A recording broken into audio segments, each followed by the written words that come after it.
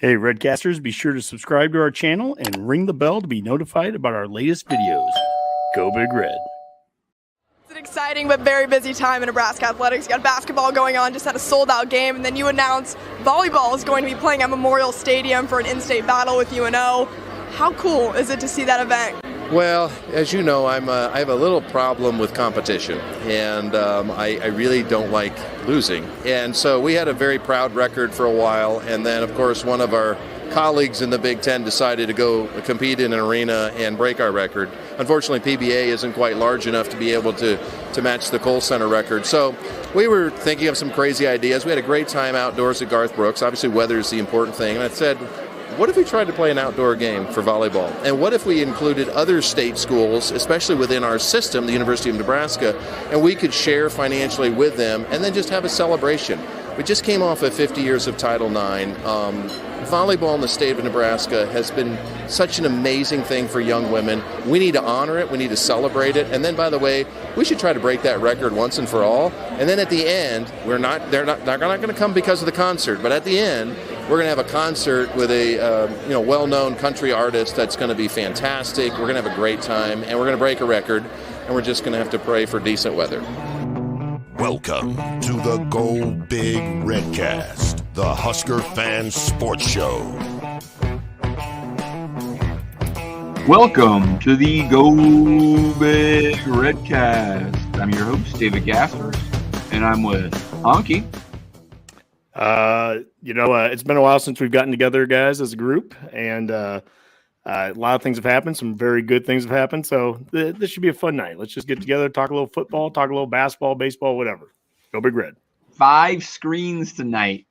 5. That's because we're with Mac, too. Mac, what's up, man? I mean, speaking to Honky's positivity, the local fair weather is back. No, can't hear. Oh, this is awesome. Can't hear me at all? We can hear you. You're good. You're good. Oh, you can hear me. Oh, I thought I was just going to make up some you're fine, all right, buddy. Cool. Well, hey. You're not on mute. Like I said, Honky brought me in with all the positivity. You're out of practice, though, man. You got to get back in the swing of bombs. Yeah. Yeah, the home station's a little rough yet. We'll clear it up here. All right. Sounds good. Also with Boomer. Well, just excited for the announcement from Trev Alberts with the All Nebraska Volleyball Spectacular, and I'm sure our J-Screw fans are looking forward to their role in that. Oh, you guys aren't invited, so sorry. Wait till we have WrestleMania at Memorial Stadium, Boomer, then you'd be set. I'm an AEW guy. That's actually they're going to do that. They're going to do that with the unveiling of the Baron statue, isn't that right? There we go. There we go. What we need right there. All right. Well, you just heard him. Redcast Rob. Well, I'd just like to make an announcement that I will be making an announcement, a very important announcement at the end of the show. So, you guys got about an hour before my announcement. Riveting. I'm hoping you're tweeting that out. Yeah, it's actually a count up on the show if you're following on how long we've been doing it. So, yeah. Good, great. All right. Well, we'll talk a little recruiting here at some point. But, hockey, a very good weekend for Nebraska athletics, right? Yeah, it was a little bit of everything. It's from the Friday announcement of volleyball that's going to be at Memorial Stadium. As Trev said there at the beginning of the opening, selling out. They're trying to sell out Memorial Stadium to have a record that will never be beat. We had a no-hitter in softball. We had a sweep in baseball. We had the 4th straight win in basketball. We had the number 1 recruit in the country make a surprise visit here for football. I mean, there's a lot of good things all of a sudden happening. And, we'll let Rob fully drink the Kool-Aid, but it's hard sometimes to put the Kool-Aid down right now when so many good things seem to be happening. So it's a fun time. Very true. Very true. Before we get to tweets of the week, Honk, did you want to run through some of the upcoming shows at all? Yeah, absolutely. We got a whole slew of these fan forums coming up here. The next few Wednesdays, all at 8:00. This week, Husk Johnny at GBR Homer on Twitter, former walk-on Iraq War veteran and Husker fan. So he'll be on then. The next Wednesday, March 8th, we'll have Redcast Abby, the face of Husker Twitter, 8 p.m. on Central Standard Time there. The next week, I'll be going to Denver and being with Dave out there. And Rob, I'm sure you'll be coming out there, and we'll be watching March Madness and stuff. So taking that week off, and then the following week we have Connor Hayden, who is with Corn Crazed, and I mean, if you're watching us on YouTube, I'm sure you've probably watched him on YouTube then. So that's the #1 Nebraska football talk show on YouTube right now. So that's March 22nd at 8 p.m. And I guess we wanted to help promote this. There's the Nebraska Podcast Awards. It's starting to come out here. We're signed up for it. It's going to be in August. So there's quite a bit of time between now and then, but at least wanted to get it out there. A big shout out to the No Block, No Rock guys that they're putting this together. Right now it's scheduled to be at Nebraska Brewing Company if it doesn't get too big. And I don't even want to get into all details yet. There's a lot of people all of a sudden like this is becoming something. And so I mean, the funny thing is it would just be the podcasters that will fill up that space, right? There's that many Husker podcasts out there. There's some truth behind that. And then the followers and families and friends and listeners and everything too. I mean, this could be something really pretty cool. And so we're happy to be a part of it early on. But again, I want to give all the credit to No Block, No Rock guys for putting everything together. They did an amazing video a week ago, also kind of promoting it. So you'll be seeing more of that on social media. And then last but not least, it's the Redcast store. And here's the QR code. Click on that. It'll take you to the store. You can be buying Redcast merch now, everything from the koozies and the shirts and the sweatshirts and all that good stuff. It's Shane and Laura out there with Smack and Smooch have done an amazing job putting that together. And we have some great gear out there. And the QR code works. Look, see? Yeah. So look at that there. So anyways, that is kind of the opening segment there, Dave. Awesome. No, I mean, that's really cool. I mean, it's awesome that Husker podcasting has grown to such a degree. We have an awards banquet of sorts. We're considered like OGs podcasters to show up. We got to be one of the longest lasting and definitely collectively the oldest. Ouch. Right? Ouch. I mean, Rob, you might be, one of the oldest podcasters out there, really. Well, I think Ken from Generation Red is like 75, so I think I'm not very close to him. I think his son's like the same age as me, if I recall. No, he's younger, but anyways, good times. It should be fun, and that's cool. All right, Hawk, are we ready for some tweets of the week? Let's do it. And the first one here is just from the other day, and this falls in line with what we're talking about tonight. Is that all the good things going on? I was at the game, the basketball game victory against Minnesota. We led from start to finish, and it was basketball wins 4 straight. Check mark. #1 recruit in the country. Here's throwing the bones. Check mark. The team was in the lead, the baseball team. Now they went on to actually sweep them, so check mark. And then I had a beer in my hand, so I have a beer at PBA, check mark. Like, this is a great time to be a Husker fan. I was even like, insert what you're happy about right now. And that's kind of the point of getting us together here tonight and having people that are watching and everything, put it in your comments as well if you're following along and watching, because this is a great time right now to be a Husker fan. And we don't take that lightly, the 5 of us, because we started in April of 2017, thinking that we'd be talking about basketball every year in March about, where are we going to be seated and things like that. Well, it never happened. Or every year in football, we'd always be talking about, what bowl games are we going to? Well, it never happened. And so to be at a moment right now where it actually feels like you can start to feel that momentum. You don't want to be hurt as Husker fans. I get it. But at the same token, man, it really is. There's a lot of good things going on. And I think that tweet kind of helped just show some of those things. I mean, every sport seems to be, hitting on something.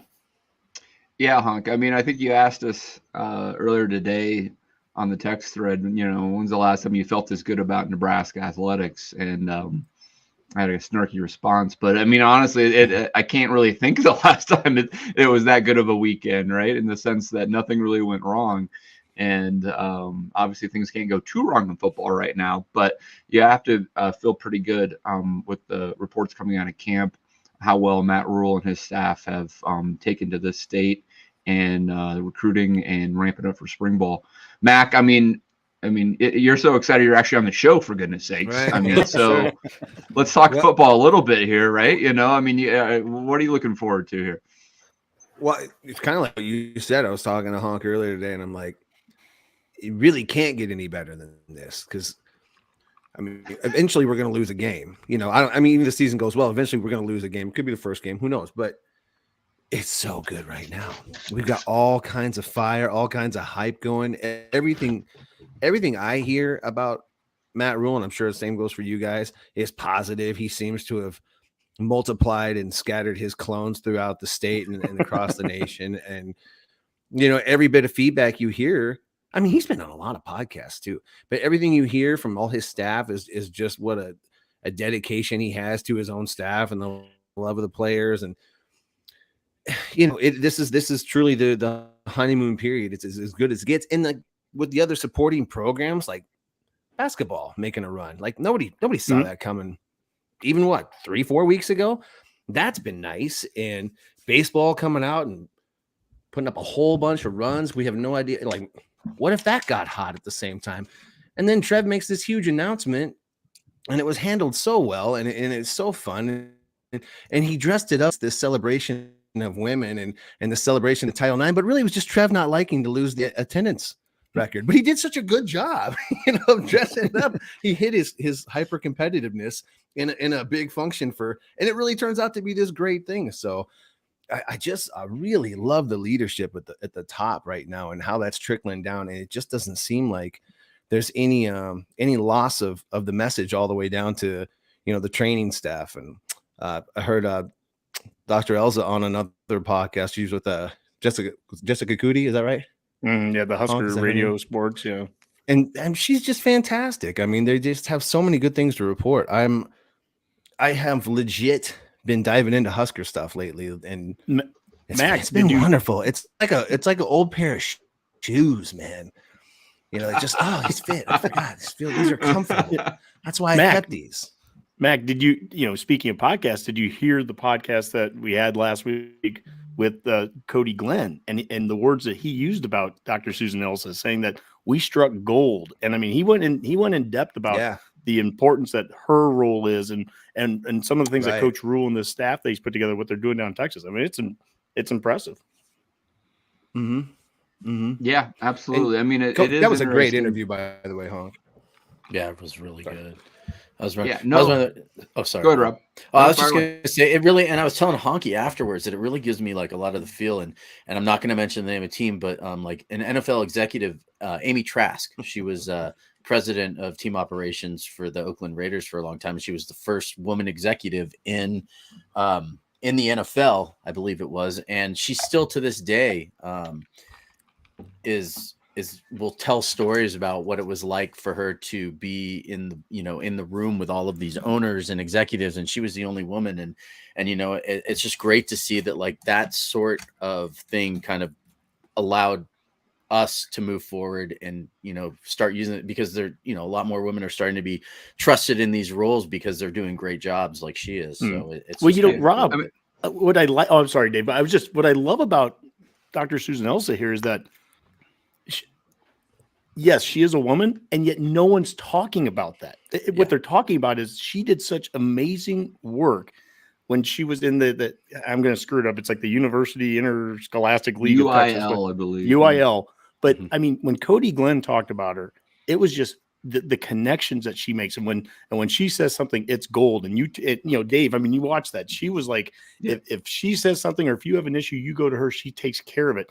It had nothing to. You're absolutely right about that. It's from a Title IX standpoint and everything. It's a great thing that we have, you know, women in these leadership roles. But I love the fact that wasn't even the focus of it. It was just Cody Glenn's like, you want something done, you go to her, and she is that important of a hire. I love it. I really think that, and she's Rule's developed this unique respect in Texas football too, where like coaches, you know, were basically like coming to her and being like, so is all of this legit? Like, are the Huskers coaching staff, like, do they really mean this? Kind of was the feel you get. And where she was like, yeah, they do. And the coach was like, okay, good enough for me. Like, that's like the respect that she warrants, right? Like that these coaches are basically asking her for advice on whether or not they should be letting the Husker coaching staff have that kind of access and trust. And she says yes. And they're like, okay, cool, go for it.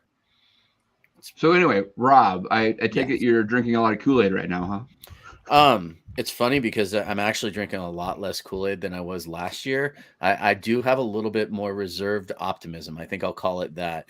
All right, all right. Yeah, but Very the responsible only reason is thinking by Rob. the only reason is it's kind of like, being married twice. You can still be very much in love and more in love, but at the same time you kind of know how much to let your emotions truly show until your you Husker put the ring on relationship it. is maturing, is what you're saying, Rob? Is what you're Shut trying up, to tell me?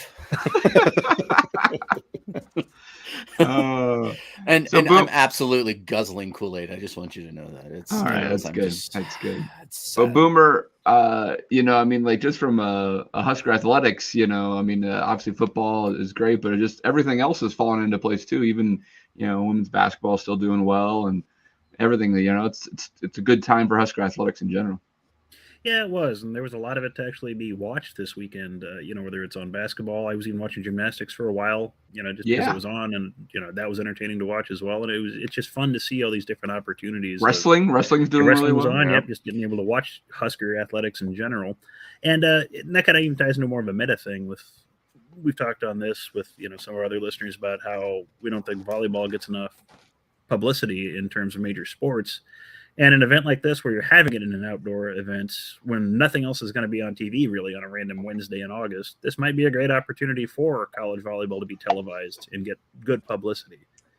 So this might be good College for the sport in football general. eve, essentially, Yes. right? Yeah, essentially. There's nothing. Yeah, that isn't there a night, game like the next night? Somebody's playing. I think somewhere. somebody's playing somebody. I don't know. Yeah. Maybe some of our listeners know, but yeah, we'll ask them that. But Yeah, we'll try to figure I mean, that one this out. is kind of like you have the winter classics in hockey. They're playing outdoors, Sure. on just another way to draw eyes to it and get some publicity it wouldn't have. And this might be one of those great opportunities for the sport to get some viewers just outside of the Husker fandom. Just to kind of go through some of the other ones here, we had this is a good one for tweet of the week. Husker Wave posted this yesterday. There was snow in Southern California, so he said God is preparing them for Big Ten football, and that took off. That was a good one. They did make the announcement here of the spring practices, and of course the text is so small here, and I don't have it written out right in front of me. But it basically starts in March, right after spring break, and it will go all the way through spring. The difference in this spring versus previous years is they're not going to take a break, a week break in the middle of practice for spring break. They're just going to start after it and go through. There's us there. This one, CJ Cavazos, the director of football relations. I thought this was really cool. He sent out a couple of tweets one morning, and it was just different coaching staffs from across the state that had come to Lincoln. They were there that morning, and it kind of furthers that narrative that we've been pushing about how whether it was Ed Foley early on going to the coaching staffs, going all around the state, and this whole staff did, and now we're seeing these coaching staffs coming to UNL, and I love that back and forth, building those relationships. So here's three different tweets here, three different coaching staffs, and they're all taking photos in front of the big waterfall, and I just think that's we're going to see more and more of that, and that's exactly what we want is those connections being built. Speaking of recruiting, did you guys see that Carter Nelson, the Ainsworth player, 8-man football guy, there he has the Alabama offer. So that came last week. So if you got an offer from Alabama, you're probably going to have an offer from just about anybody in the country then at that point. And that's how he's being viewed. Yeah, it's amazing. That is. And the last one of tweets of the week is Brett Ciancia Pick Six previews. We absolutely love the blue blood talk. We've always done that. And he tweeted out about a week ago over 160,000 votes. The percentage that view the program as blue blood, there were 8 teams. It's the same 8 ones from previous years that he's done it. But the top 8 teams that are blue bloods, 94% was Alabama, 91% Ohio State, 85% Michigan, 85% Notre Dame, 84% Oklahoma, 77% USC, 76% Texas, and there's Nebraska. It's 75%, about 10% higher than last year's in the poll. And then there's a sizable drop off. Right?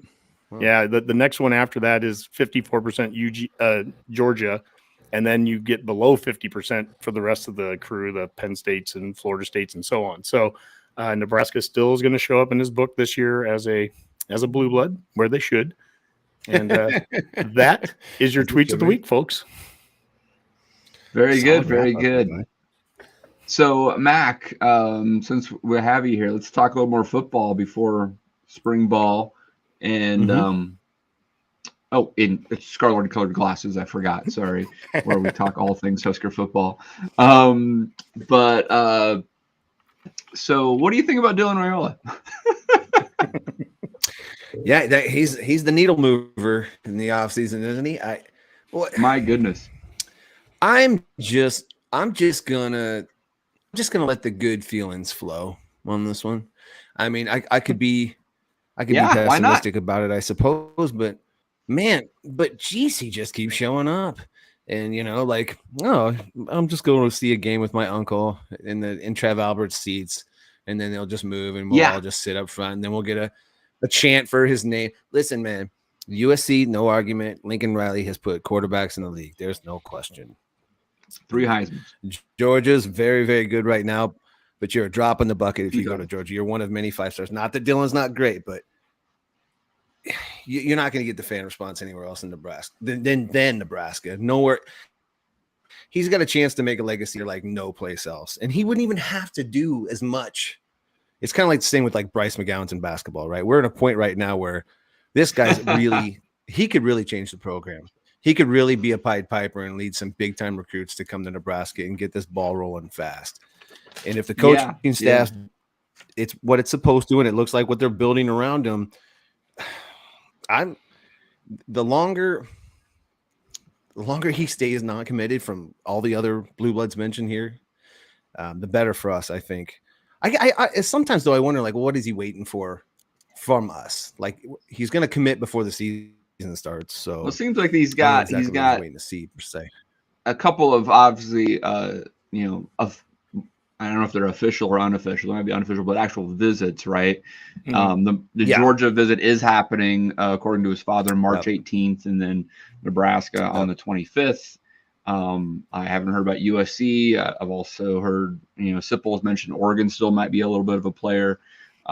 So there could be a few others, but it does sound like he may want to make a decision here in the spring time frame. With Georgia, it's interesting. I mean, if you're trying to think of how you're going to recruit against, the 2-time defending national champion, obviously their OC left, but Kirby Smart's been leading that charge, I think.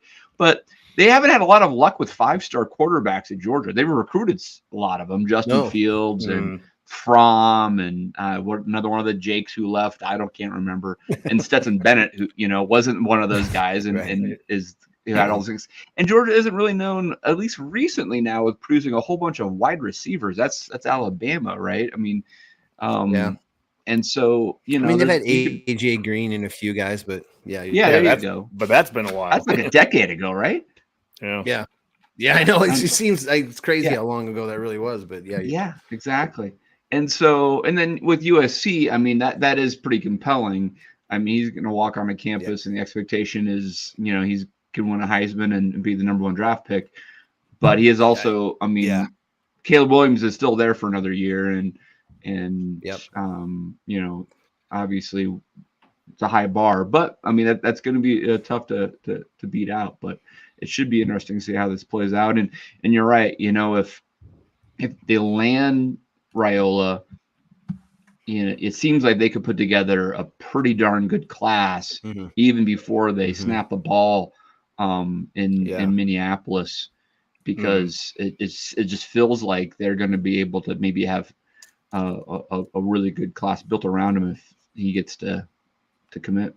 Yeah, March 25th is a huge date, and he's part of that. I had the list in front of me. I mean, there was a couple of 5-star guys, and one of the different publications. I think we had like the number 1. Could have 3 5-star guys there, maybe. I think it was something like that, and it was like the number 1 and number 3 guy in the country. Well, then they were also trying to convince the number 2 guy in the country to also make a visit that weekend. So imagine Nebraska having number 1, number 2, and number 3 recruits in the country on top of all these other 4-stars and guys that they're bringing in. It's going to be a big weekend, and again, it's. We've seen this before. I get, for Husker fans that are like, we've done Friday Night Lights and had Micah Parsons running around and all that. The reality here is are these are these really recruits that we're, we have an honest shot at. That was the thing about the Friday Night Lights. It was great watching Micah Parsons run down the field, but you also looked at it and go, well, he's not coming here. It's nice that he was here for a weekend, but this is a different thing with Raiola for sure. And this last weekend, that was not expected. And this was it wasn't a recruiting weekend. This is the special loophole you get when your uncle is on the staff, is that the NCAA can't prevent you from coming down and seeing your relatives. And that's exactly what he did. Yeah, I wonder, Boomer, maybe you know the legality of this, but we did see, Honky, you were at the game, right? Yep. So Dylan and his family are walking down to their front row seats, which are and Trev is in front of them, right? So could he interact with Trev? I mean, not the rest of the coaches. He can interact with his uncle, obviously, but I mean, can he talk to Trev Alberts, or I mean, how is that working out? I'm a little confused on the. I mean, there was. I just want to buy a beer. That's all I know. Yeah. there's certainly nothing hidden there. I mean, it was Trev has four seats, and that he had there, and he was sitting with someone at the beginning, and then they had the other two seats were open. Well, about halfway through, that's when I think the Raiolas were up in one of the boxes, and I don't know if they were in the box with Coach Rule or not. Maybe I'd presume so, but I don't know. But at one point, about middle of the game, they walked alongside the court, and you start hearing it. And I mean, the fans are going crazy. The student section was going nuts. And then the four seats that Trev was at, that's where Donovan, Dominic, Dylan, and then his younger brother, they took those seats, and they probably sat there for 20 minutes. Trev went off and did 80 things with, whatever he was gone for a little bit. And then when he came back, handshakes and hugs, and the whole Raiola group took off. And so they were probably gone maybe with 5 minutes left in the game. They missed it. There was a play. I rewatched the game when I got home, and Dylan was into the game. I mean, like he was cheering, like when Sam Hoiberg made a couple shots, he was cheering. And then there's one, it goes into the commercial break, and Sam Greasel dunks the ball. And in the background behind the hoop, you see Dylan, and he gets up and he's just cheering like crazy. And it was fun. I mean, you could tell he was getting into it. He loved the fan. He was interacting with the fans, throwing the bones, doing all that. So at the very least, for not being a recruiting weekend, I think it left a good impression on him. And we actually had two, I'll go right to you in a second, Rob, two recruits there, right? Because that was probably his younger brother, Dayton, right? Who is also a Nebraska recruit. He just happens to be like 2027. He has an offer already too. So. Yeah. There's legitimately two recruits down there. Rob. Oh, I was going to say it was Dylan Raiola. KJ Bolden listed as an athlete, was the number 2 athlete. Okay. And then defensive lineman Williams Nwaneri, I think is how you say his last name. It starts with an N, but it's NW. So it's Nwaneri. If those three were there on March 25th, it'd be the top 3 recruits in the country, all 5 stars. Very cool. Yeah. There was also a 5-star recruit at the basketball game for Hoiberg too. Yeah, Bull, last name Bull, not John related Bull. to Bull or Manute Bull. He's like one of the top recruits out of Kansas, or if not the top recruit out Sunrise of Kansas. Christian, yeah. And I 4-star, I guess maybe some services. Some places like Rivals or somewhere had him listed as a 5-star. He's a 7'2" center, and I guess apparently he was in love with what he was seeing. So yeah. Well, we'll get to him when we get to Neebrasketball. But we were just talking recruits, and I was all preview. fired up. So sorry, it's that Kool-Aid. All right. Well, other things, Husker football, obviously we're gearing up. So on March 25th, they'll already have spring practice start. Is that right, Honky? Yeah. So after spring break is done, then they'll start that up, and it's just going to be, 4 straight weeks or whatever that is, straight through to the spring game, which is April 22nd. Right. And tickets are selling fast, but they're still available. Right? Yeah. The last that we saw, there was like 44,000 tickets that were purchased already. And that was as of last week's Tunnel Talk that they listed that. So obviously I assume it's above that a little bit right now, but we're pushing hard here. I mean, Redcast Nation, Well, speaking for our friend Honky, if I were to buy a ticket, is it just general admission and you show up, or they assign seats? I haven't been to a spring game in years. It was assigned seats. So I did get the 4 tickets right away, and so we have actual seats to go to, and by the time I was buying them, they were already the seats in the suites were already taken up, and the club seats were taken up, which a year ago is where we sat. And I delayed a couple of days and I shouldn't have. So we're gonna be sitting outside like the plebes. We're roughing it. Redcast on the rocks, it sounds like, more than anything. Yeah, not kidding. All right. Well, I mean, I think it's going to much anticipated spring ball. You know, speaking of actually what we expect to see for spring ball, it sounds like maybe we'll see some competition, maybe some contact. I mean, Mac, Honky, you guys expecting some actual hitting to happen out there? There better be. I mean, that's what they're kind of selling us. I mean, you know, we talked about it with SIP, but I mean, if you're not going to do it with 105 scholarship guys, when are you going to do it? Sure. When you ever going to hit? If you don't got enough players now, I don't know. Yeah. And we need it, and the coaching staff needs to see this. They other than Raiola, nobody's with these guys last year. They know who's going to hit and who can take a hit and who can carry the ball after getting smoked. I mean, it's all evaluation right now, and I think they're going to let them run with it. I hope they do, and that to me would be one of the best signs going forward of all the talk, of all the workout videos and the recruiting hype and everything like that. If the players are hitting and practices is hard, and that's music to my ears at this point. Like that's what I'm looking for. Yeah, I was listening to Sam McEwen today on one of the shows, and I never can remember. It might have been a SIP show, but he was talking about how he feels that Rule is really not just diagnosed and took in all this information about what kind of went wrong or right during the Frost era, but he really he feels like Rule has looked back 20 years and has thought about all the things that have happened really since Solich has left, right? And that's how thorough he has been, right? And we've heard of him watching a lot of coaches be like, oh, I don't want to taint my opinion of these guys. I want to watch them fresh with my own eyes. I don't want to watch any video. But no, Rules watched every game and every practice last year. I mean, it seems like he's putting a lot of time and effort, and that's exactly what we wanted, right? A grinder. Yeah, well, and that's the thing. You know, he even tweeted out a photo of him watching video from the 90s. How cool is that? That's right. I'll play it was this betting, wasn't it? Yeah, yeah.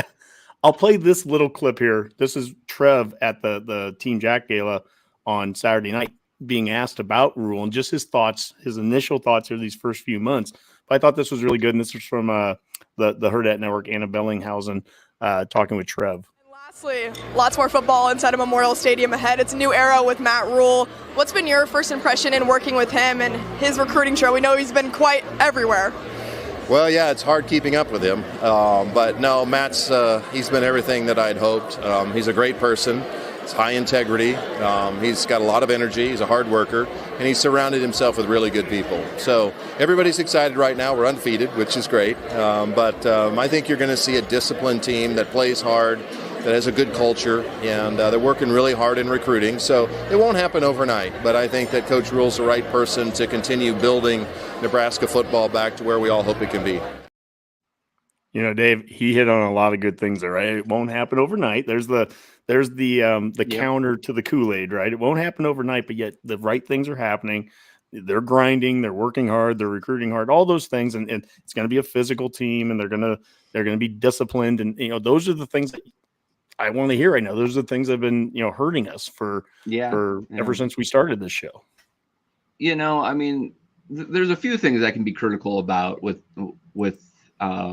Rule and his staff. I mean, I wish they would have been more experienced, all that type of stuff. We could, whatever, right? I mean, that'll prove itself out. Hopefully, Garrett McGuire, not Garrett McGee, is what? Garrett McGuire is the next Lincoln Riley. I want him to be an offensive coordinator in a few years, and at 32, coaching the NFL. I don't care.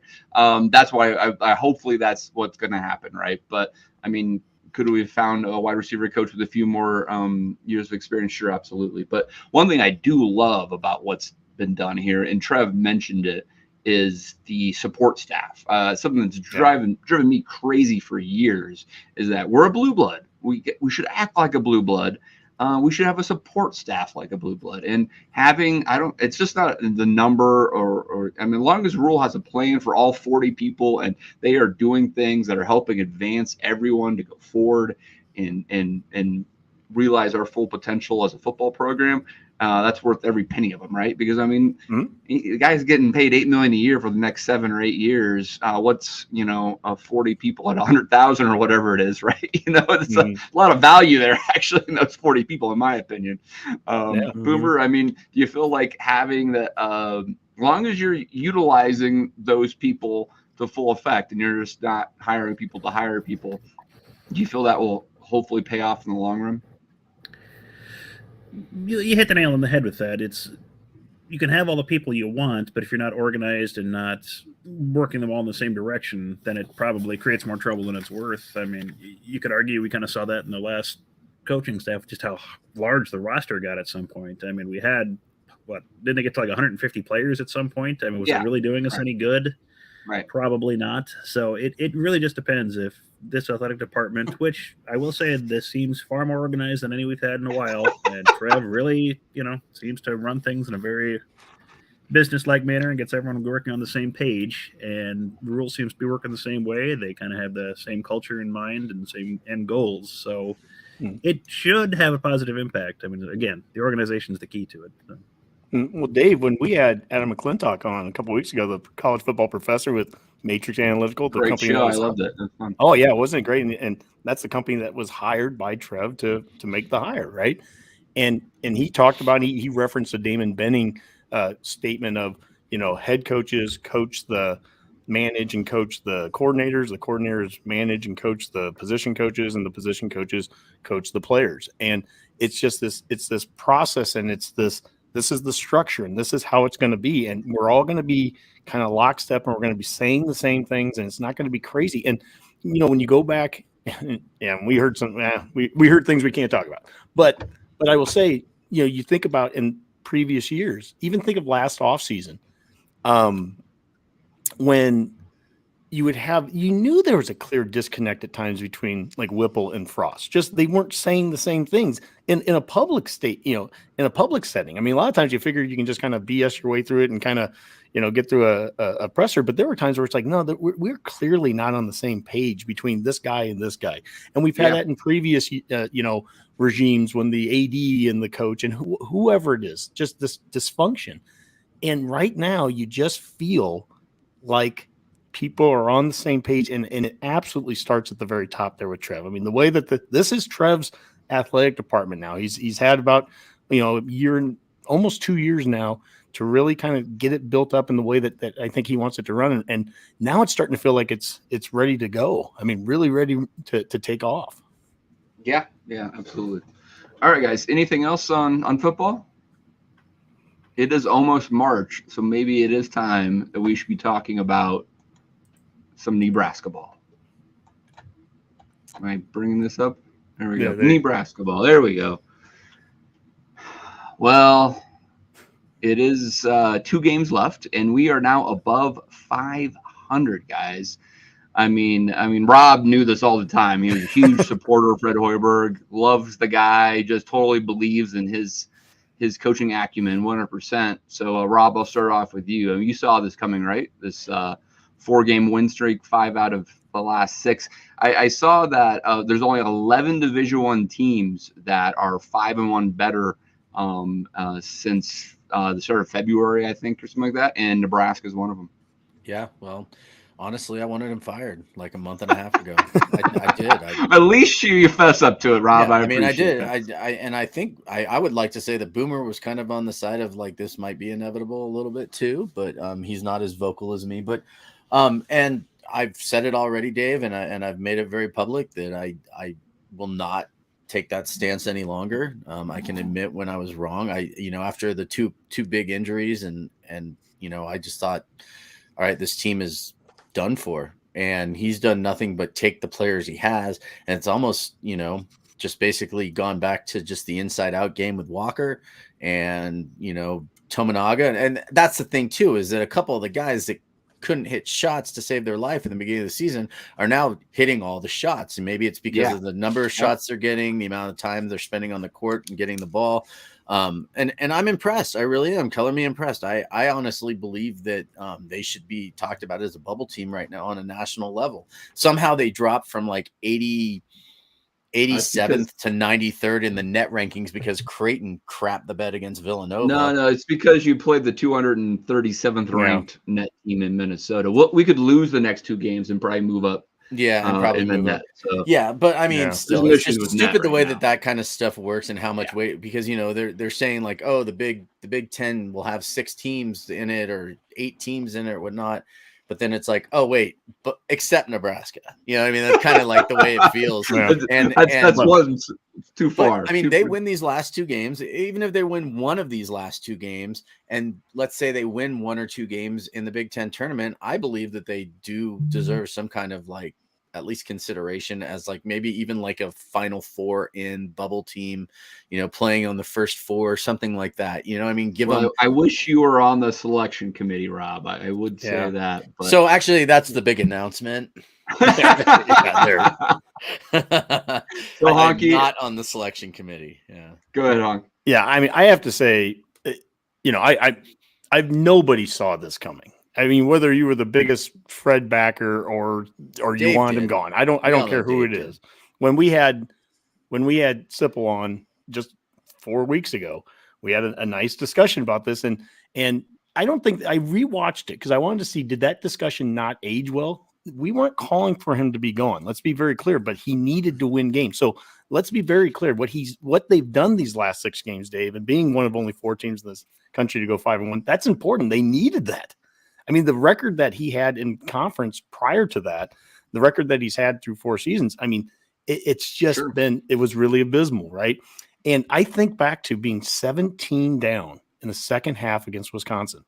And that was the weekend we went to Kansas City, Great Wolf Lodge, and I'm sitting there in the hotel and we don't get BTN, so I'm watching on my phone, and we're down 17 points. And I'm texting with Beller, our very good friend there, that he's a longtime season ticket holder and all that. And they were down 17 points, and I sent the DM to him. I go, they've given up. And it was almost like the second I sent that, Casey made 2 threes. It was an 11-point difference all of a sudden, and then it just shot after shot and possession after possession, and they get to overtime and they win the game, and then you go and you beat Rutgers and beat Maryland, and you beat, and it's like, well, it shows what I know, but also good on them. I mean, good on them. And we needed that. Husker fans desperately needed this. And my biggest argument, and the one that we gave was Sipple, and this is why I don't think our segment with him aged poorly. Our biggest issue, or mine, was I didn't like Nebraska fans being labeled as people that don't care. They care. They just were not given anything to watch for far too long. You give it now, you've given them something to watch. And we're selling out the place to watch number 14 Minnesota come in there, And now all of a sudden, I love how quick our expectations change. We're ahead of Minnesota the whole game from start to finish. And I was still talking with fans that are like, yeah, but that wasn't a very good Minnesota team. And, we were struggling. I was like, we were lowly Nebraska 2 weeks ago. We never were down to these guys, and we're complaining about that win. Good. Yes, we beat them in overtime. We were Minnesota last year, if I recall. Like, they couldn't win a Big Ten game. I was like, we're back. We're upset about a win. Good. Yes, Husker fans. It's intriguing. I mean, this is by far the most wins that in the Big Ten that Hoiberg has, obviously, right? Mm-hmm. But it's also the third most since the Miles era, God knows, and third most in the Big Ten probably, because Doc didn't win anything. Because Miles only had the 2 good years, right? He won did 11 one year and maybe 10 the other, and never won more than what Fred just did this year with 8. Right, it's crazy, right? Fred could have another 8-win season, and he will have the 2 of the top 4, Big Ten seasons of all time for us already. So, Matt, go ahead on. Well, no, I was just going to say with the net rankings, one of the things, those analytics that go into it is, we have the 15 losses, and 13 of them have been like by double digits. 14 losses, 14. Or is it 14 losses? Yeah, and that whatever it was 12 or 13 of them. A large number of them were by big losses. Margin of loss or victory plays into the net, and we got blown out by Michigan, and you can't. Unfortunately, all the good that's happened in the last 6 games, as much as I'd love to jump on the bandwagon with Rob that we should be a bubble team, I can't in good conscience argue that right now. Even though we're hot, and we're one of only 4 teams doing this, 11. There's 11 teams. Or 11 teams, but you still can't unwrite all the double-digit losses that we had too. So I love what they're doing, and I'm just appreciating what they're doing right now. That's more than anything. And I love the fact that we have some stability right now. I'm not concerned about Fred not being back. So go out there, recruit the kid from Sunrise Christian. Go out there and let's get this thing done. Yeah, I mean, I think it's from a technical standpoint, I've been most impressed with Hoiberg's ability to flip the script on this season with the two players that were really the leaders, Gary and Banamel, getting injured, and they were defensively. That's what their signature was, and they exit the lineup, and we have gone back to a little bit more of an offensive focus. I think the guys play better defense because of the examples that Gary and Banamel set, but we're a better offensive team now, more efficient. It goes into net too, and that makes a big difference. Mac, that's a fancy basketball thing about offensive efficiency, but like a novice, just like not novice, just like a casual basketball fan, right? You're like, like what makes you excited about watching Nebraska basketball right now? I like the way we're playing. Actually, I like the way we're playing defense. We don't go for ball fakes. We, keep our feet and rotate quickly. It's been a lot of effort. I like seeing effort from the guys, and it's really nice. Yeah. I'm a big fan of Hoiberg's adjustment this year. I'm a big fan of him getting better and growing into the role and growing into the conference. And, I still have my doubts about his ability to build and maintain a team. Like, I don't know how this will translate into next year at all. Maybe it does, maybe it doesn't. Sure. It's funny how the players on your roster immediately become better once you start winning some games, and you start getting excited about the roster next year. But like 3 weeks ago, man, the whole team was garbage, and no one's going to be back. Yeah.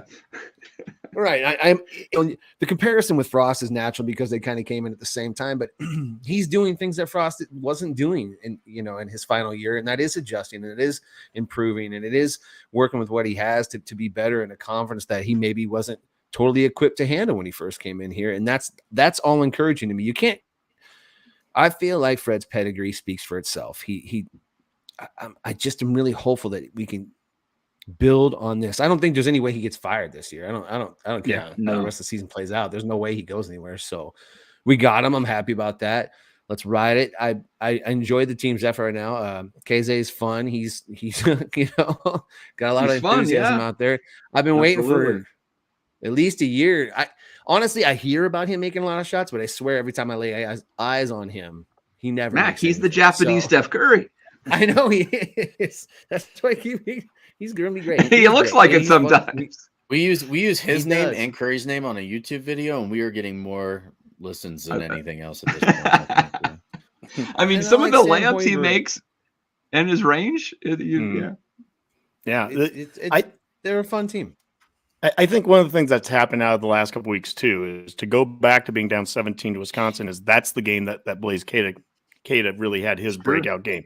And the importance and the thing that's driven me nuts for so long, even beyond the Hoiberg era, is the amount of times that we would go out there with basically one big on the court, that we couldn't find ways to get two guys of size on the court at the same time. And one of my absolute favorite lineups that we've had right now, Cada was, I think he was nursing the injury, so he didn't play against Minnesota.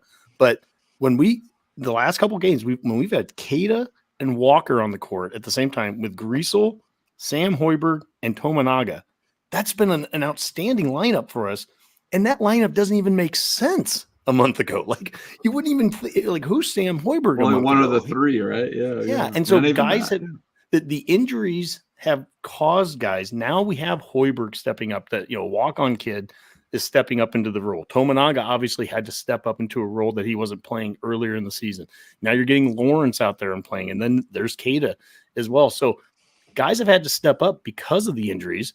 This team wouldn't be the same team if we still had Vandemel and Gary not injured. And I assume we would have been doing pretty well if we had those guys. But it's a different team with them injured. But now other guys have had to step up. And honestly, the biggest change for me when we talked to Sipple was I questioned, what do we have coming back? That was my question 4 weeks ago. I don't question that as much right now. I'm a lot more confident with some of the the younger guys that have now stepped up and are playing, and we'll see what that leads to. But he still obviously has recruiting work to do to supplement the team that is coming back. But I feel a lot better about what we have coming back now.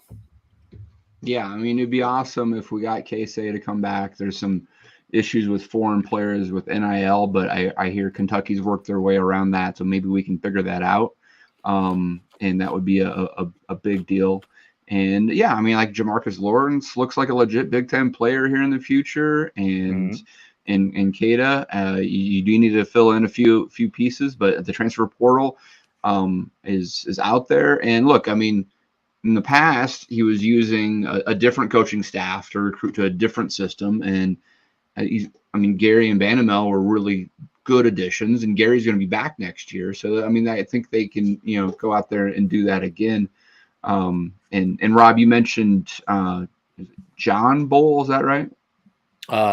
It's Bowl. Yeah. 7'2".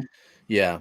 And is essentially one of these unicorn guys who's 7'2", and not only is just a center, but he can, is actually pretty athletic. Like, you're asking me to say his name, and I'm pretty sure I would mispronounce it, and that's just. Yeah. Well, anyway, I mean, like, I think it's That's interesting. Yeah, no kidding. Yeah, Honky's the mispronouncer. Come on, Rob. No, I said Beatrice, Nebraska, right? Beatrice, Yeah. that's right. That's just because you don't know anything, Rob. Yeah.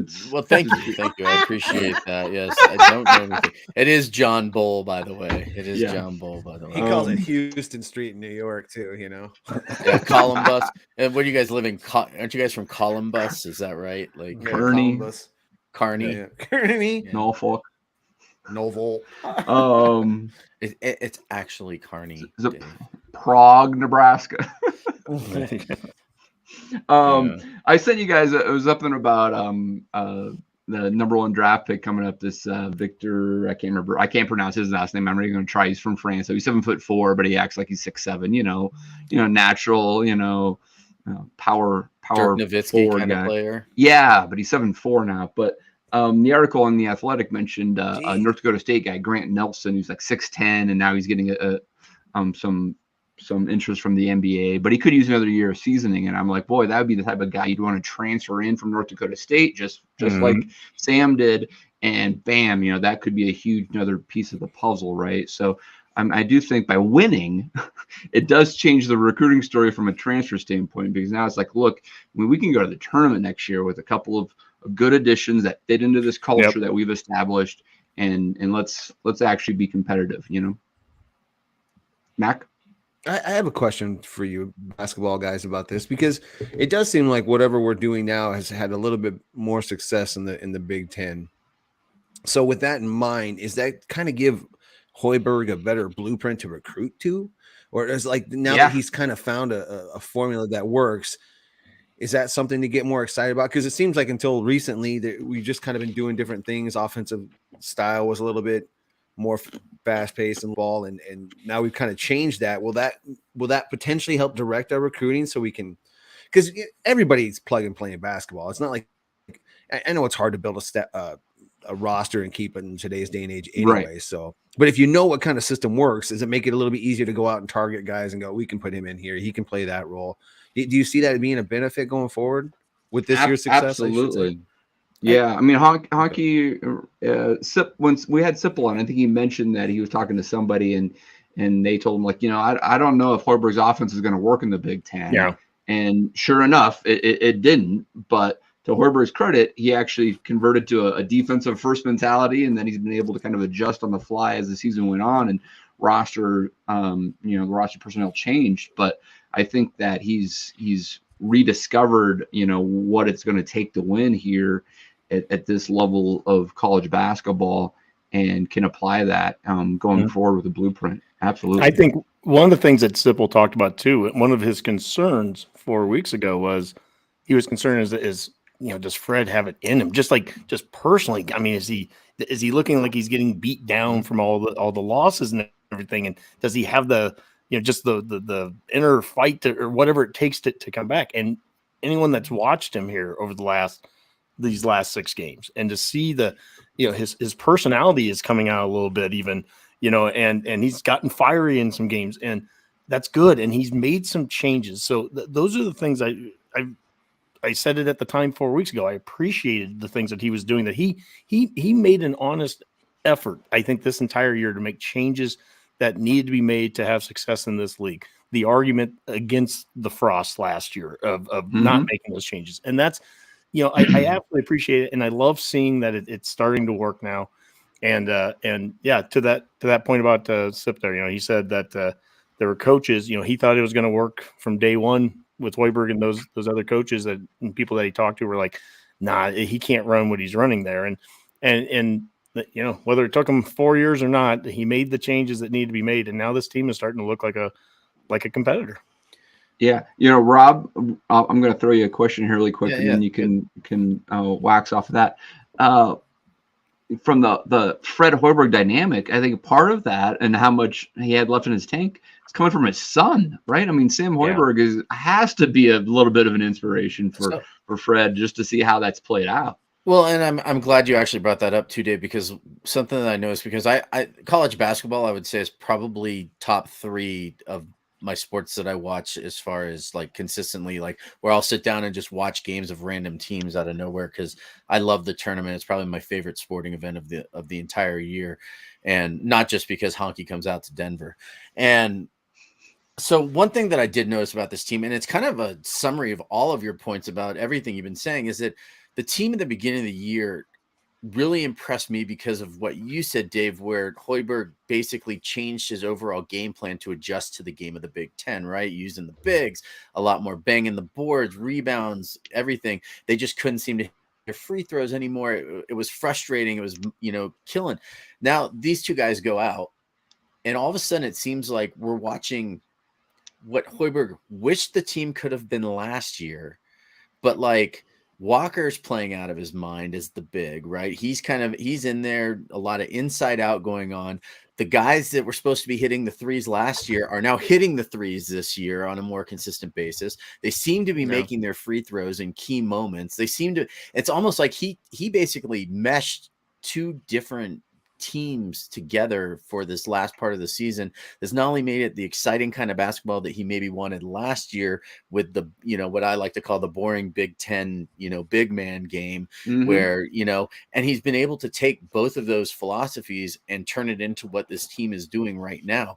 And it's actually been really fascinating for me to watch. I mean, if we're being honest, and my negativity about the team, Fire Fred, I think was like, on the text thread, I was just like, this guy needs to go. This is terrible.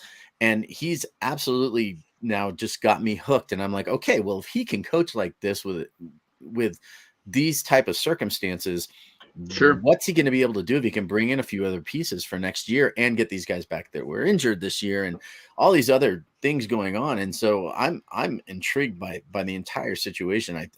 It's been fantastic. I actually look forward to the games to watch them. I'm not just watching them for the Redcast. Yeah. I'm watching because I want to watch good college basketball. And we've got Michigan State here tomorrow night, and then on the road at Iowa over the weekend. Hopefully we get another stare off from Fran. I mean, that will be exciting.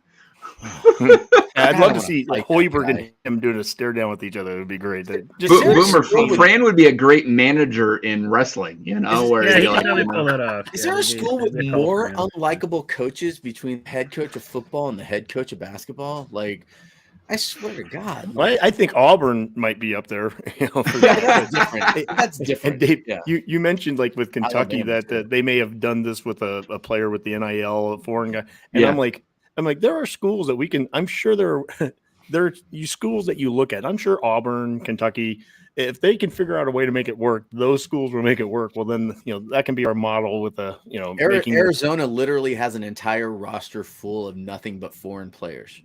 I can tell you that right now. I think they're starting 5. I don't think Arizona's still using bag money, Rob.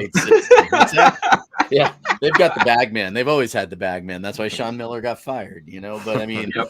Yeah, That's but right. I mean, they do. I think they're starting 5. I don't think a single one of them has a U.S. citizenship at this point. Well, we'll see, but it should be fun if they can get. Let's just talk about this really quick, and let's move to baseball. one more regular season victory would be really helpful for an NIT bid, right? Yep. If you can finish the regular season above 500, then it really feels like only one Big Ten tourney game would guarantee you above 500, and that would look pretty good to an NIT who probably wants to have 15,000 people at a first round Nebraska home game in the NIT. But there's no guarantees, right? So, just try to win as much as you can here. And whether they finish with a bye in the first round of the Big Ten tournament or take advantage of actually getting that extra game against a lower opponent, they've got a shot. They've got a shot. All right, guys, let's talk about just a little bit of baseball. We've hit the 1 hour mark, go figure, but let's go around the Van Horn. And now, it was a rough first week, 0-3-1, but they did score a lot of runs in those last two games. And they turn around and sweep Southern Alabama, the Jaguars, I believe, of Southern Alabama. Yeah. And so I just saw the RPI, the all too early RPI. I think we're number 3 in the RPI guys. Baby. That's right. The math is on our side this year. San Diego's number 1. So yeah, no kidding. So Boomer, what do you think about baseball? It's nice to see that we bounced back, huh?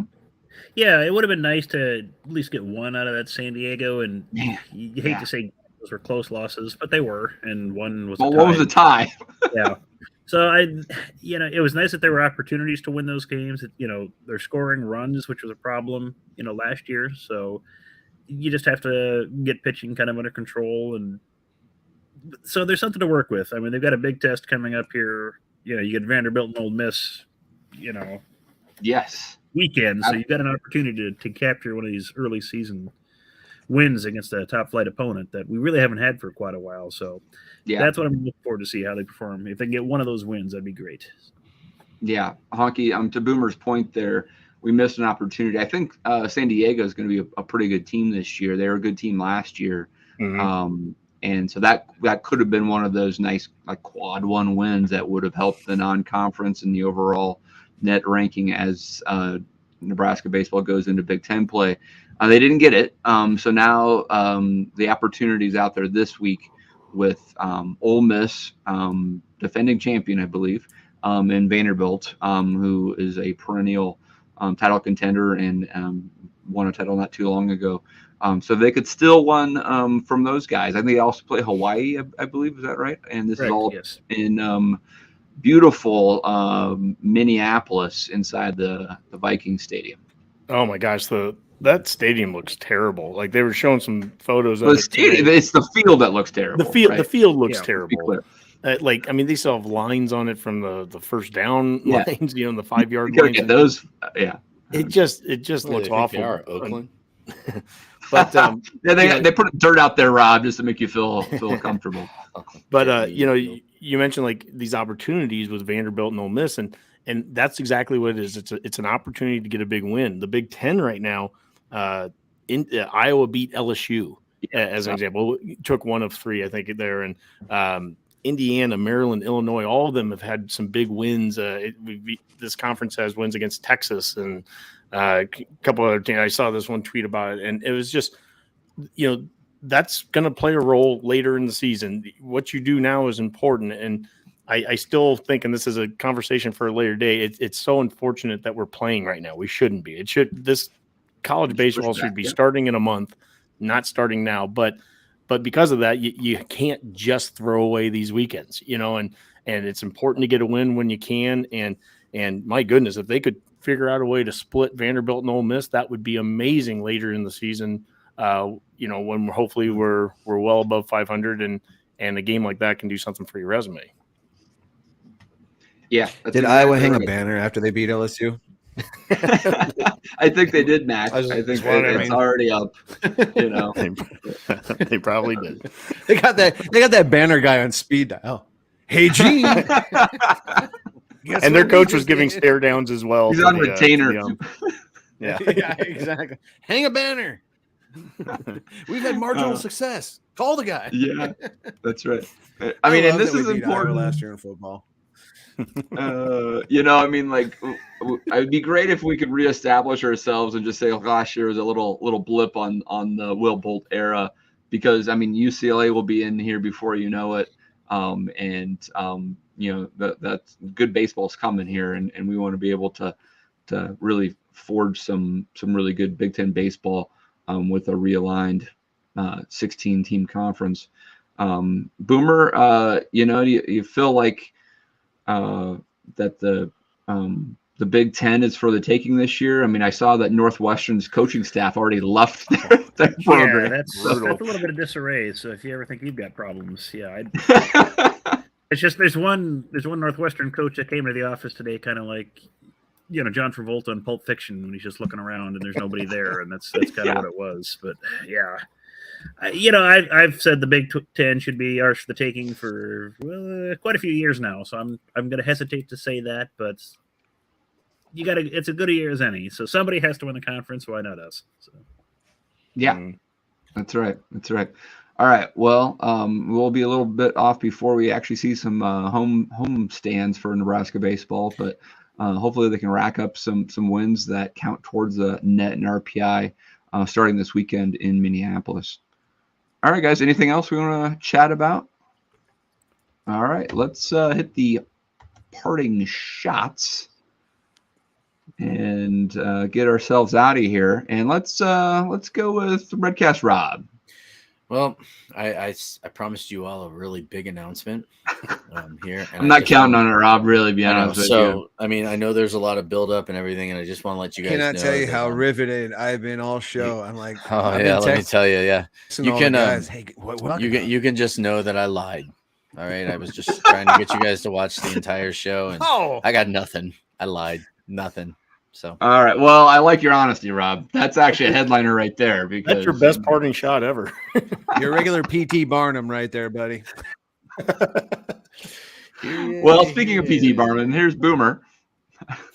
Well, we know it's coming to the end of February, March just around the corner, so everyone's favorite sports time of year because the AFL seasons kicks off here in a couple of weeks. So go ahead and break out your hats and scarves and get ready to root on the Saints to another middling season, probably at best. So, but we're still there for it. So go Saints! It can't be worse than the North Melbourne Kangaroos, which is my team. So. A big weekend. Honky's out of here. It's St. Patrick's Day. And 8:45 Mountain Time that evening, the North Melbourne Kangaroos will be kicking off the AFL season. So once basketball's over, Honky, be ready for some AFL action. I'll actually wear my Rouge shirt that day, Dave, just for you. I have a North Melbourne Rouge shirt that I will wear that day when we're watching games. All right. Wonderful. Mac, bring us back to the North American continent. What do you got for me? I was just going to give a shout out to Malachi Coleman. Was at Lux Middle School today. My daughter comes home and she goes, "Hey, Dad, you know who Malachi Coleman is?" I'm like, "Yeah." How do you know? He's in my school. He dapped me up. And so, how was he there? What was the whole thing? Of course, so it's all like, I don't know. He was just there, but he spent the whole day there in the school, kind of playing basketball with the kids and everything like that, having a good time. I don't know why. I don't know what for. Apparently, nobody else was with him. This is my daughter, but hey, Malachi, thanks, man. she remembered you, and anybody can do to get my kids hyped up about Husker athletics, I'm all for. So appreciate it. Very cool. All right, Onyx, get us out of here. Well, actually, one of my two parting shots was about Malachi Coleman. He was on the road with Steve Hartman 2 weeks ago, and that was on CBS News on the Friday. And it was a great story about how he had NIL money coming his way with muchachos, but the way that he chose to use that money was to turn around and give it to the foster program, which is something that he was a part of growing up. And so the idea, I thought it was kind of interesting too, because NIL gets such a bad rap by some people, and these changes that have happened in college football, the transfer portals, they're such a bad rap. But here's a great example of a great kid using the resources that he's getting from it for a very good cause. And so that's awesome. And it doesn't surprise me to see if he's doing stuff, at a school for kids too. And then my other one is you love him or hate him, and we've had times over the years where we've disagreed. But Dirk Chatelain, he wrote his last piece yesterday for the World Herald. Great piece. The one thing, if you're probably doing something a little bit right, if you are creating a lot of discussion and things that he would write and things that he would question things different from other people. Like I said, I didn't always agree with it, but that his job wasn't to write things I always agree with either. And by the way, he wasn't always wrong either. In the long run. So annoying. Well, Rob, Yes. annoying. That's a synonym right there. Pot calling No one, black, be one to no one, right? But Are you projecting, Rob?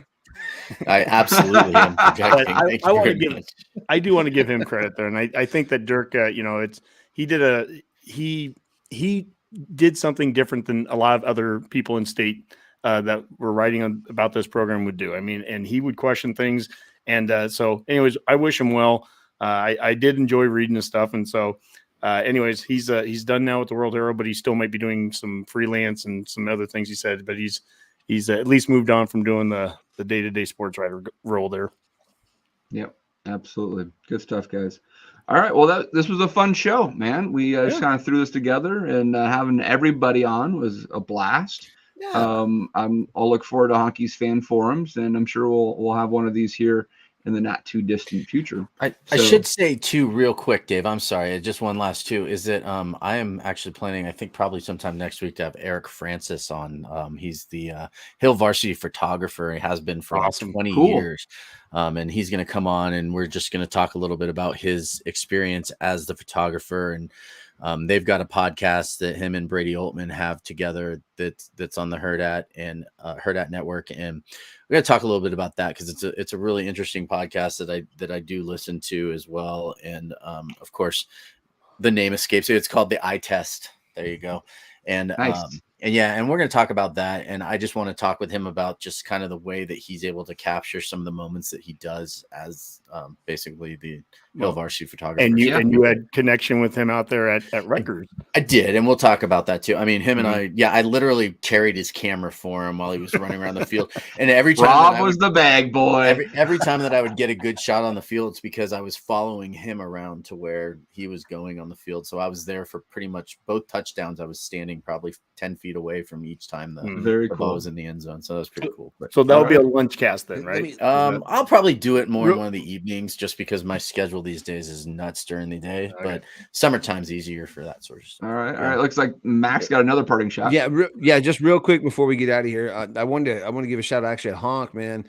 That interview you did with Cody Glenn. That was a super cool. It's an era of football that we don't talk about much with the Callahan era. Really him kind of blending in the Pelini era. It was timely. Cody was great. He was super engaging. I love that you do those. You always suss out a lot of good conversation, and you come at it from good angles. You do a great job with that, man. And I truly do enjoy those. So keep that up. I've enjoyed this new Matt Rule show. I don't know if you guys heard that at all. It's really good. These two guys are sharp as tacks, man. I mean, I don't know who they are, but they sure know their Husker football. Yeah, I still have some listening to go back. Maybe at the beginning of the show. I was on vacation last week. I missed those. So yeah, it's usually we're a few drinks in, and it's like, let's. Now it makes sense to go on air. Why not? Well, I think it's pretty good dialogue. I'm all loosened up. It is. Yeah, that's right. All right, guys. It was a really fun show. Good stuff. Look forward to doing another one here shortly. For now, let's call that a Go Big Redcast. Go Big Red. GBR.